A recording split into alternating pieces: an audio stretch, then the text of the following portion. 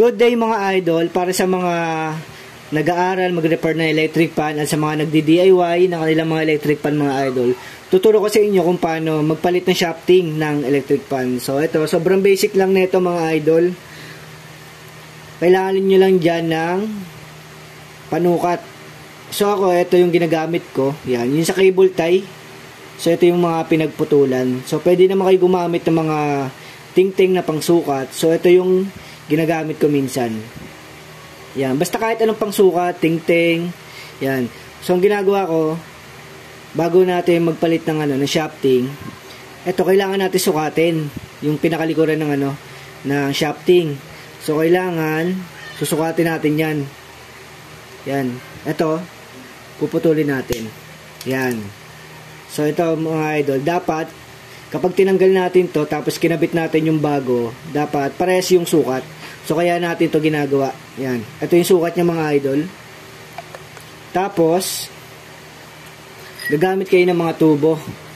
Mga katulad nito. Basta kung ano meron kayo, pero pwede naman yung pukpukin. Ganunin. Yan. Pero kapag nahihirapan kayo, gagamit kayo ng mga tubong ganito. Tapos lalagay nyo dito. Yan. Tapos pupukpukin nyo lang. Yan.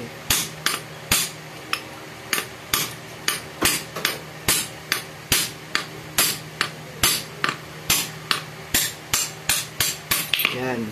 After nyo matanggal, siyempre, yung ipapalit nyo na yung bago.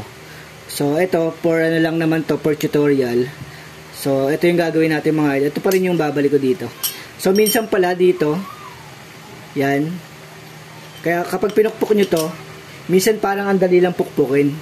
So, kailangan nyo siya pukpukin dito mga idol, sa butas nyan.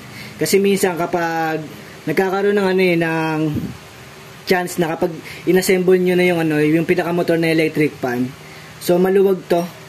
So hindi aandar kasi maluwag yung sa may butas ng rotor. So kailangan nyo pukpukin to mga idol, yung pinakabutas, kabilaan.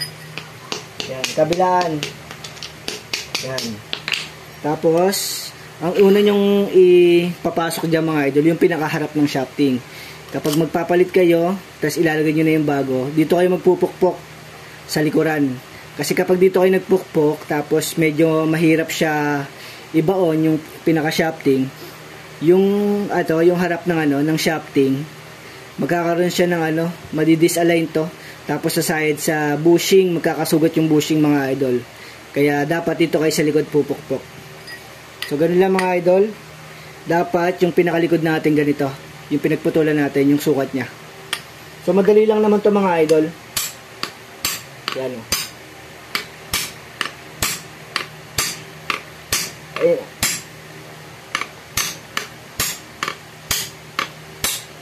So mag-iingat lang pala kayo mga idol kapag magpapalit kayo, baka tamaan yung kamay nyo. Yan. Sukatin natin.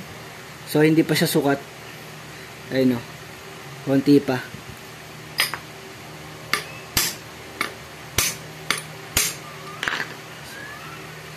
Ayan o.